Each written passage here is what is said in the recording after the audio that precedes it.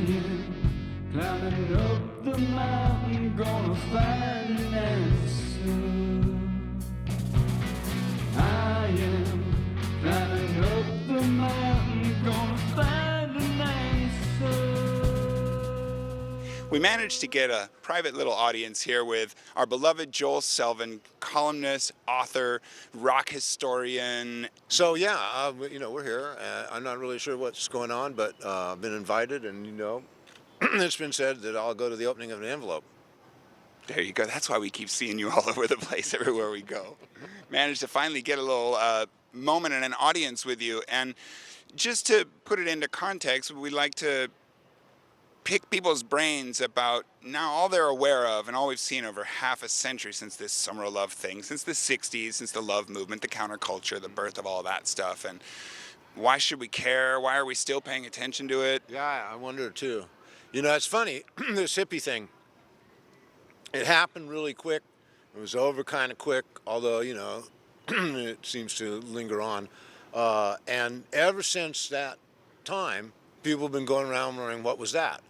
I've written tons of magazine articles, newspaper articles, and even books wondering what was that. We're still not sure, but everybody wants to know. Just an elusive phenomenon, perhaps. That's as good a word as any, Yeah, it's just something that happened. Meant different things to everybody that at the time and to this day. And it seemed to challenge people so much.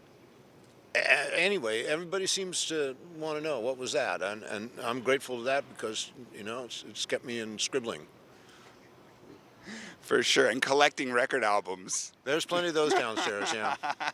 walls of albums, which is just so wonderful to see because the music obviously is really deeply embedded in the fabric of the culture. People came to concerts. There were always bands. There was always music involved in the events that brought people together, right? Yeah, the music was the foreground of the whole thing. The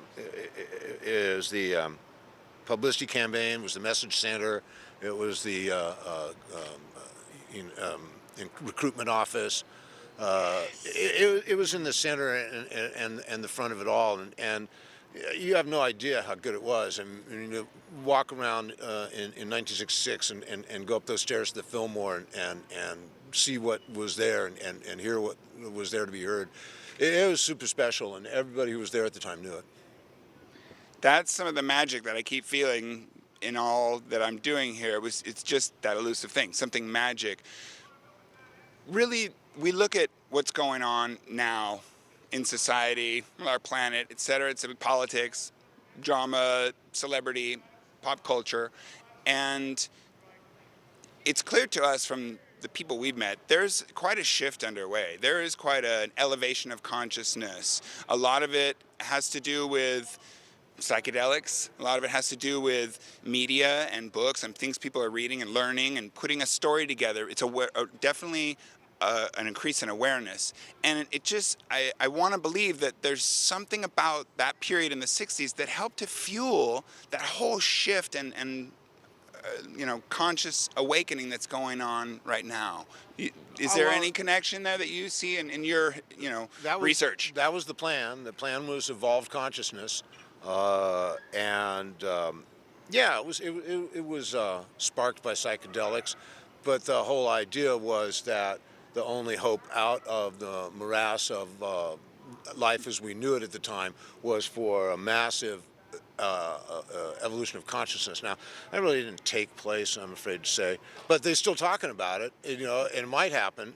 Bill Gates talks about the power of innovation, that it can leapfrog problems and solve things in ways that you can't imagine before the innovation. And I understand that. I think also that that's true of this consciousness thing, that we're the people on Earth to be able to evolve their consciousness to the point where you could say, eliminate war. Why not?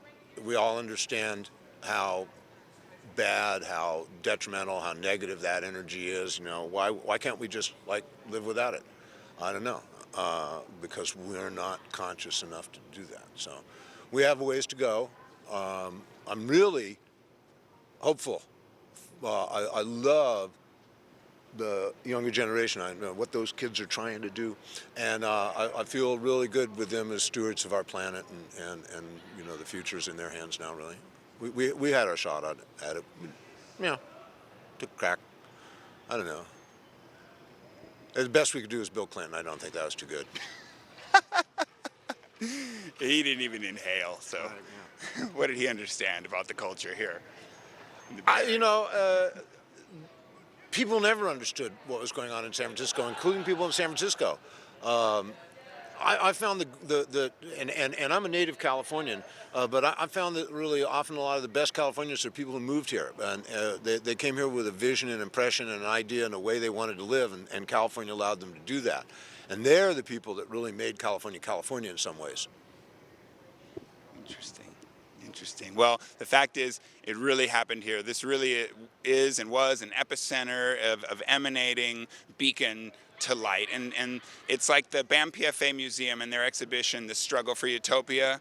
There was that struggle against the war, struggle to find the free love and the light, and how can we help and how can we get through all Much of a this? struggle to find the free love. Yeah, exactly. You know, and that note, we always love to wrap with a hug.